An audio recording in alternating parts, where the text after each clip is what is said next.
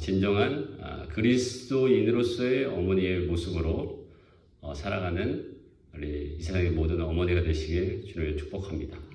르무엘 이제 왕은 정확하게 이제 성경 속에서 언급된 바가 없어요. 좀 어떻게 보면 그 미지의 인물이다 이렇게 보고 있는데, 아마도 이제 잠언서를 쓴 이제 인물이 잠언서 1장 1절에 이제 다윗의 아들 솔로몬이다라고 이제 밝히고 있기 때문에 왕이라는 이제 조건이 있었고, 또 뭐 술과 또 이제 여자에 대해서 물론 어머니가 어떻게 보면 훈계한 부분이지만 솔로몬의 환경과 굉장히 이제 흡사하기 때문에 이제 솔로몬 왕으로 보는 이제 학자들도 있지만 뭐 정확하지는 않습니다. 자, 어찌됐건 그 잠언서는 대부분 그 아버지가 그 아들에게 훈계한 것이다라고 이렇게 주로 이제 잠언서에 이제 나와 있고, 특별히 뭐 잠언서 뭐 2장, 3장, 4장, 5장 계속 내 아들아 이렇게 이제 시작하면서 그 화투의 뉘앙스가 이제 아버지의 이제 말투로서 이렇게 보통은 이제 훈계를 하고 있는데, 유독 이 잠언서 31장에만 이제 어머니가 이제 훈계를 하고 있습니다. 어머니는 이제 훈계를 할 수 있다는 것을 잠언서에서 보여주고 있습니다. 그 어머니들 자부심을 가지시고 사실 어머니의 훈계는 어때요? 오히려 어떨 때 굉장히 단호합니다. 그렇죠? 저도 뭐 어머니의 훈계가 좀 무서울 때가 있었어요. 아빠는 이제 아주 엄할 때만 좀 엄하고, 어머니는 말 잘해야 되겠네요. 어머니는 또 아무튼 어머니의 훈계도 정말 따끔할 수 있다는 것을 뭐 우리 일상에서 이제 느끼는데, 자, 잠언서 31장이 제일 마지막 장이잖아요. 마지막 장에 이르러 어머니 훈계에 대해서 나온 것은 또 다른 어떤 깊은 의미가 있을 수 있다는 것을 이제 보여주는 것이죠. 자, 뭐 오늘 이제 말씀을 자세히 이제 들여다보기 전에 여기 구약 성경에 나오는 그런 어머니의 이제 모습은 어떠했는가 우리 좀 간단히 살펴보겠습니다. 이삭의 어머니 사라. 근데 그 사라가 처음에 아브라함과 더불어서 그 자식이 없었었죠. 하나님께서는 75세 때 아브라함을 부르시고 그때부터 너에게 사라를 통해서 자녀가 있을 것이다라고 분명히 약속을 하셨어요. 구체적으로. 결국 하나님께서 아브라함 100세 때, 또 사라는 90세 때 인간적으로 또 어떻게 보면 물리적으로 또 의학적으로는 가능한 일은 아니지만 하나님께서 하신 것을 분명히 약속하신 대로 보여주셨습니다.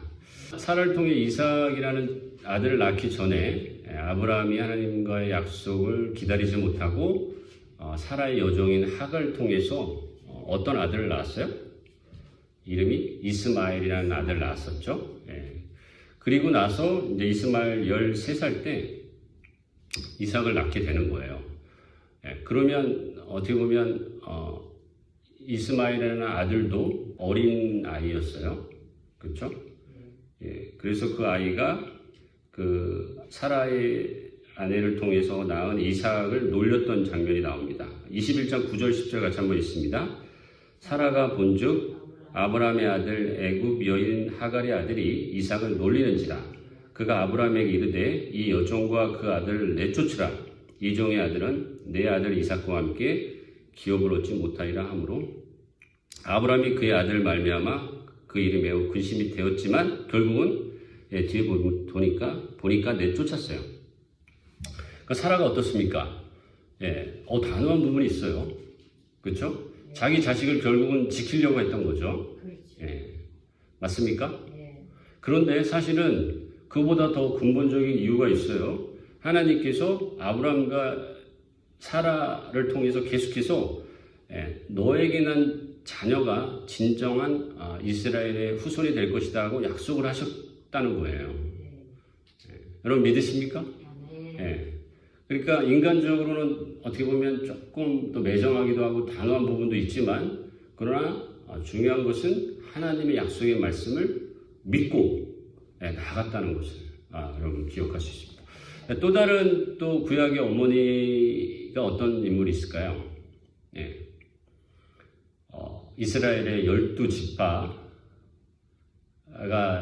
생겼던 어떤 근본 인물이 누구죠? 12지파가 누구의 자녀들이 있어요? 야곱의 자녀죠. 예. 그러면 야곱의 어머니를 한번 살펴볼까요? 야곱의 어머니가 누굴까요? 예. 야곱의 아버지는 누굴까요? 예. 이삭이었죠. 예. 이삭의 아내인 리브가, 예. 야곱의 어머니 리브가를 한번 또 살펴보겠습니다. 창세기 25장 21절부터 한번 볼게요. 이삭이 그의 아내가 임신하지 못하므로 그를 위하여 여호와께 간구하매 여호와께서 그의 간구를 들으셨으므로 그의 아내 리브가 임신하였더니 그 아들들이 그의 태 속에서 서로 싸우는지라.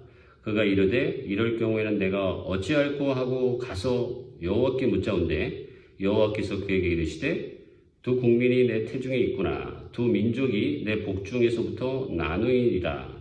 이 족속이 저 족속보다 강하겠고 큰 자가 어린 자를 섬기리라 하셨더라. 자, 그죠? 하나님께서 리브가가 쉽게 임신하지 못했었지만 임신하는 은혜를 베푸셨어요. 그죠? 그리고 하나님 앞에 간구해서 그 하나님의 은혜로 쌍둥이를 낳게 하는 축복을 얻게 했습니다. 쌍둥이 얼마나 좋습니까? 그죠? 그냥 이렇게 저도 아내도 이제 아이를 낳아보니까 한 방에 이제 2명이면은 좀 키우기가 수월할 것 같은 생각이 듭니다. 자, 어찌됐건 하나님이 축복을 받았는데 그 쌍둥이가 뱃속에서 막 싸우는 거를 그 어머니가 느꼈겠죠. 그때 하나님께서 뭐라고 말씀을 하셨습니까? 예, 하나님의 말씀이었어요. 예, 뒤 마지막에 보니까 서로 두 민족을 이룰 터인데 큰 자가 작은 자를 섬기리라. 그렇죠? 에서 형이 동생 야곱을 섬긴다. 라는 하나님의 말씀을 이삭과 그 아내 리브가가 뭔가 심상치 않게 귀담아 들었지 않았을까요? 근데 또 나중에 그 뒤에 더 중요한 사건이 있었는데 돌아가시기 전에 아버지 이삭이 그 장자의 축복을 에서에게 내려줘야 되는데 형인 에서에게 내려줘야 되는데 동생 야곱에게 내릴 수 있도록 어머니가 계략을 꾸밉니다.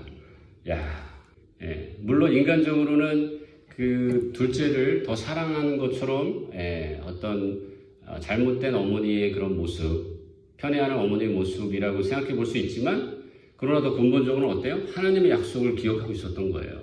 리브가와 이삭, 특별히 어머니인 리브가는 뱃속에서 하나님이 약속하신 큰 자가 어린 자를 섬길 것이다라는 그 말을 심상치 않게 생각을 했다는 것이죠. 그리고 하나님께서 에서와 야곱이 자라오는 모습들을 어머니가 보면서 점점 에서는 어떤 삶을 살아갔어요? 하나님의 뜻대로 살아가는 또 하나님의 율법대로 순종하는 삶의 모습이 아니라 쌍둥이임에도 불구하고 벌써 이방 민족인 그 여인을 2명이나 아내로 맞이하는 것을 보고 또 이방 민족의 아내를 맞이하는 것뿐만 아니라 그 뒤에 부모에게 근심을 끼치는 그런 자녀의 삶을 보여주고 있다는 것을 통해서 분명히 어머니 리브가의 그 마음 가운데는 하나님의 약속을 기억하게 하고 하나님이 선택한 사람은 과연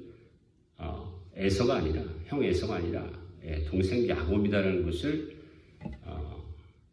리브가의 마음 가운데 생각나게 하셨기 때문에 아주 단호하게 인간으로 할 수 없는 일을 행하잖아요. 그렇죠? 우리는 이 모습을 한번 기억하면서 또 다른 인물을 한번 좀 살펴볼게요.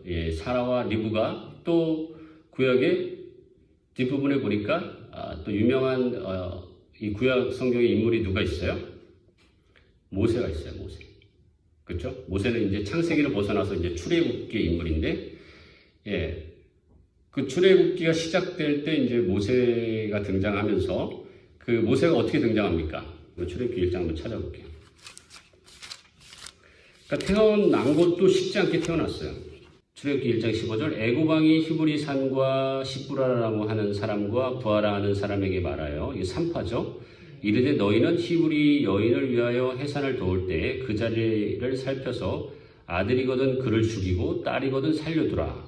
이런 이제 명령을 했어요. 왜냐하면 이집트에서 그 히브리 민족이 굉장히 번성을 하게 되니까 그 히브리 민족, 이스라엘 민족을 이제 억압을 한 거죠. 17절에 그러나 산파들이 하나님을 두려워하여 그죠? 애굽 왕의 명령을 어기고 남자 아기들을 살린지라. 그러니까 모세가 그 당시에 태어났다는 것 자체가 하나님의 은혜예요. 근데요, 뒤에 볼게요. 출애굽기 2장 보겠습니다. 2장 1절 2절 레위 가족 중 한 사람이 가서 레위 여자에게 장가들어 그 여자가 임신하여 아들 낳으니 그가 잘생긴 것을 보고 석 달 동안 그를 숨겼으나 3절 더 숨길 수 없게 되며 그를 위하여 갈대아 상자에 가져다가 이제 나일강에 이제 떠내보내게 되죠. 그죠? 근데 그것을 어떻게 보면 완전히 어떻게 보면 냉정하게 자녀를 버린 것처럼 이렇게 보일 수 있지만 사실 그런 게 아니에요. 우리 2장 4절에 보면 그의 누이가 어떻게 되는지 알려고 멀리 섰더니 계속 그러니까 지켜본 거예요. 의도적으로 바로의 딸에게 가게 했는지는 정확하게 나오진 않지만 그렇지 않는다 할지라도 바로의 딸에게 발견되었을 때 그 누이가 어때요? 젖을 먹일 유모가 있다라고 달려가서 바로의 딸에게 얘기를 하게 돼요. 그러니까 아주 어떻게 보면 일부러 그것을 버린 것이라기보다는 끝까지 하나님의 은혜를 구했던 그런 모습이라고 생각해 볼 수 있어요.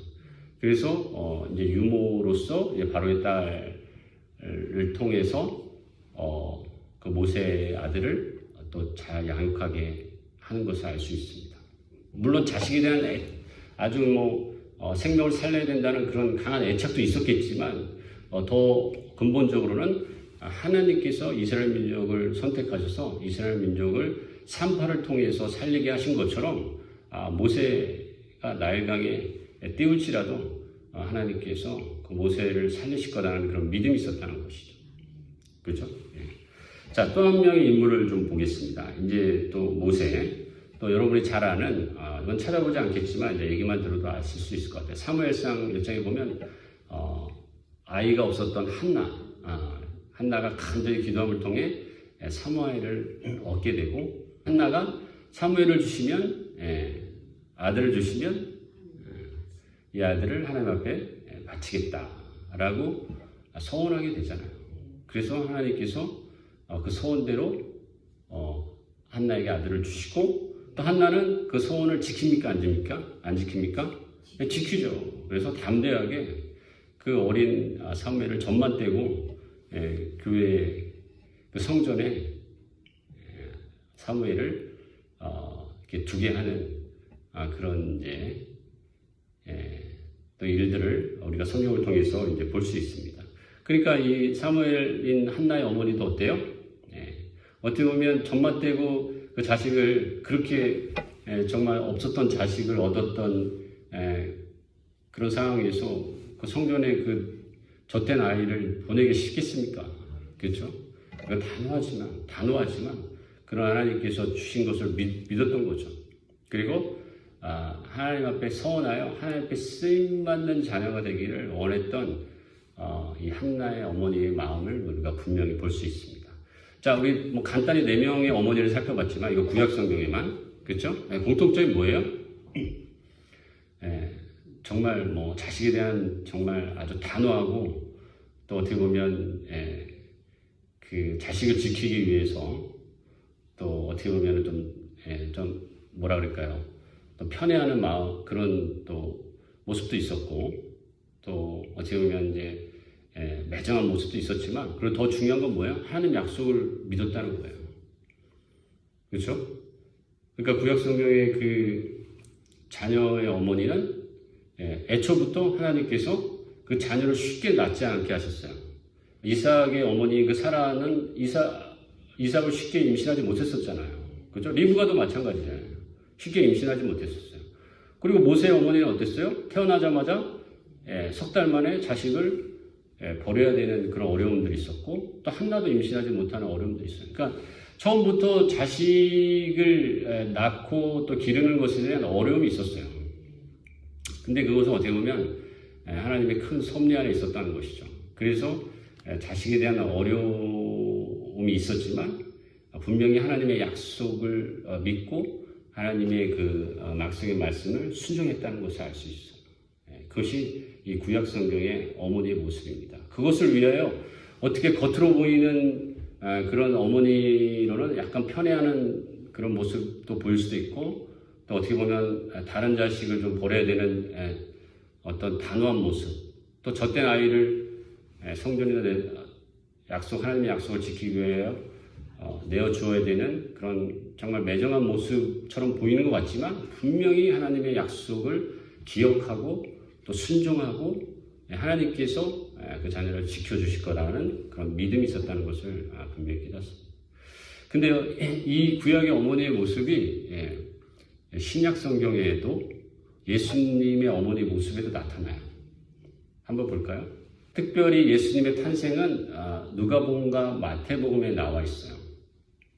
그렇죠? 두 복음서에 예수님의 이제 출생을 이제 설명하고 있는데, 특별히 이제 마태복음은 약간 아버지 기준이에요. 그래서 예수님의 아버지인 요셉에게 그 천사가 나타나서 예수님이 탄생할 것이다, 성령으로 잉태할 거라고 이제 말을 해주게 되죠. 그러나 누가복음은 누구에게 말을 해요? 어머니인 마리아에게 나타나서 말을 하게 됩니다. 우리 누가복음을 한번 살펴볼게요. 누가복음 1장 37절 38절 읽을게요. 대저 하나님의 모든 말씀은 능하지 못하심이 없느니라 했을 때 38절에 마리아가 이르되 주의 여종이오니 말씀대로 내게 이루어지이다 하며 천사가 떠나가니라. 이제 마리아가 주의 여종이오니 말씀대로 내게 이루어지다라고 이제 하나님의 말씀을 순종하고 기억했다는 것을 알 수 있습니다. 그렇죠? 그러니까 구약 성경의 그 어머니의 그 모습과 굉장히 비슷하죠. 그리고 이 장에도 이제 목자의 말을 마리아가 이제 깊이 마음에 새겼다라는 것을 알 수가 있습니다. 그래서 이 예수님의 어머니의 모습은 어땠어요? 그 자식을 또 사랑하는 마음도 있었겠지만 하나님의 말씀을 기억하고 끝까지 하나님의 아들이라는 것을 계속 지켜보고 또 어머니로서의 그런 삶의 모습을 이렇게 살았다는 것을 알 수 있습니다. 그래서 예수님이 마지막 십자가를 지셨을 때도 그때 어머니 마리아가 있었죠. 그렇죠? 그때도 한번 언급한 적이 있었죠. 막달라 마리아와 어머니 마리아는 있었고, 또 이모라고 추측이 되는 세베대의 아들의 어머니, 이렇게 이제 한번 살펴보았었죠. 자, 그러니까 오늘 말씀을 통해서 이제 어떠한 이제 그리스도인의 어머니가 되어야 되는지 우리가 한번 깨닫는 여러분 되시기를 정말 축복합니다. 이 구약 성경 또 이 예수님의 어머니의 모습을 통해서 우리가 공통적으로 살펴볼 수 있는 것은 이 성경의 어머니는 어땠어요? 성경에 나온 어머니의 모습은 기도하는 어머니였다는 거예요. 그렇죠? 그리고 어떻게 보면 자식을 혈육적으로도 사랑하는 어머니였겠지만 하나님의 말씀을 기억하고 순종하는 어머니였다는 거예요. 그러니까 어머니의 모습을 통해 자녀들이 하나님의 말씀을 잘 배울 수 있었다는 거예요.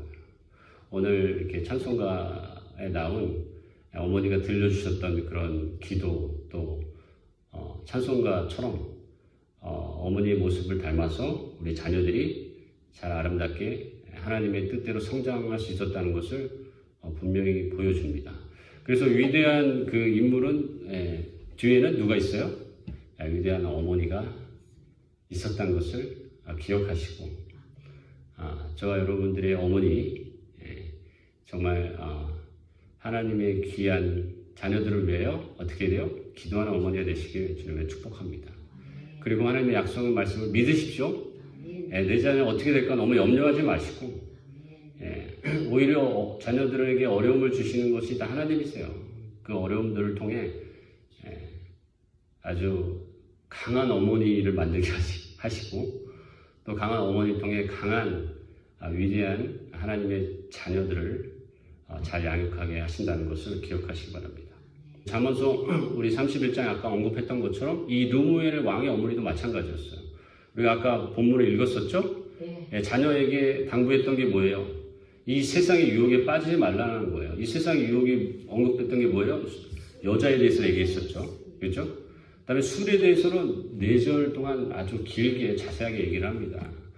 술은 왕으로서 재판하고 송사를 판단하는데 그릇되게 행한다는 것이죠. 그리고 뒤에 뭐를 말합니까? 가난한 자를 제대로 돌보고 가난한 자의 억울함 그 신원을 제대로 재판하고 공의롭게 판단하라 왕으로서 그렇게 분명히 말을 하고 있습니다. 그러니까 이 어머니의 가르침, 이 르무엘 왕의 어머니의 모습도 굉장히 구약에 처음에 언급한 그 4명의 어머니의 모습과 굉장히 닮아 있습니다. 그렇죠? 세상의 유혹에 빠지지 말고 정말 하나님의 말씀대로 살아가라. 이 잠언의 지혜로운 어머니의 모습을 우리에게 보여주고 있습니다. 저 여러분들이 또 구약이든 신약이든 간에 또 신약에서 어머니의 모습도 구체적으로 많이 나오는데 제가 좀 거기까지 다루기에는 그리고 오히려 이 구약의 성경에 나오는 어머니의 모습이 굉장히 우리 어머니의 모습과 많이 닮은 것 같아요. 우리나라 또 우리 문화의 모습 신약에서 나오는 그 어머니 그 부분도 이제 부분도 있긴 있는데 여러분 이 어쨌든 우리 그리스도인의 어머니의 삶의 모습을 정말 닮아서 우리도 본받아서 자식을 영적으로 정말 지혜로운 자녀로 키우는 저와 여러분 되시기 바랍니다. 이제 마지막으로 제가 시를 하나 이제 들려드릴 텐데 오드리 헵번 들어보셨습니까 우리 아이들? 오드리 헵번 로마의 휴일이라는 그런 아주 유명한 영화의 주인공으로 나왔던 그 오드리 헵번이 마지막에 이제 대장암에 이제 걸려서 죽게 돼요. 근데 우리가 또 많은 그 광고를 통해서 좀 알고 있듯이 그 소말리아나 아프리카의 홍보대사로 많이 봉사활동을 했던 것을 알 수 있어요. 마지막에 연기 생활을 마치고 그래서 대장암 말기에 걸렸음에도 불구하고 봉사활동을 계속했다고 해요. 그리고 이제 죽기 1년 전에는 자식에게 이제 지금 제가 들려줄 그 시를 편지에 써서 보냈다고 하는데 물론 오드리 헵번이 쓴 시는 아니에요. 이 시를 쓴 사람은 이제 샘 레븐슨이라는 사람인데 제가 이제 읽어드리고 이제 마치겠습니다. 자, 아름다운 입술을 갖고 싶으면 친절한 말을 하라. 물론 영어로 썼을 것 같아요. 근데 이제 이것을 번역하니까 약간 뉘앙스가 어떨지 모르겠지만 사랑스러운 눈을 갖고 싶으면 사람들에게 좋은 점을 보아라.